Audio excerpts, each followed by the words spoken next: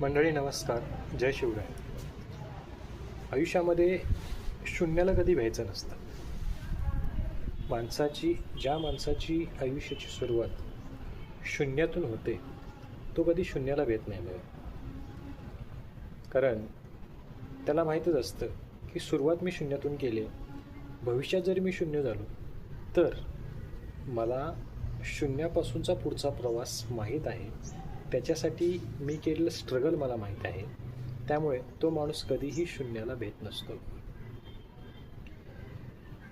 आयुष्यात अशा अनेक गोष्टी घडतील की तुम्हाला अगदी शून्यापर्यंत परत पोहोचवतील.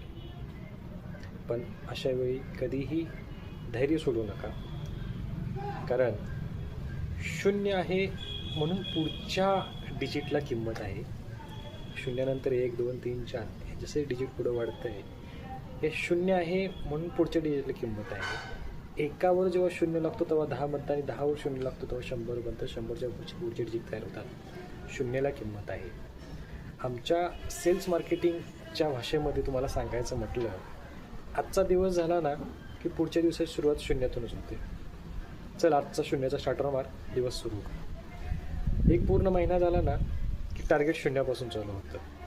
म्हणजे सेल्स मार्केटिंग इंडस्ट्री पण आम्हाला हे शिकवते की तुझी रोजची सुरुवात ही शून्यातनं आहे.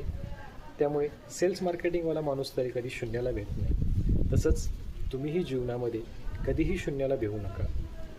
शून्यापासून सुरुवात ज्यावेळेस आपण करतो त्यावेळेस त्याचा ट्रॅक आपल्याला माहीत असतो आणि तो ट्रॅक जर प्रॉपर फॉलो केला तर तुम्ही कधीही जीवनात निराश होणार नाही, अपयशी होणार. भेटूया पुढच्या व्हिडिओमध्ये.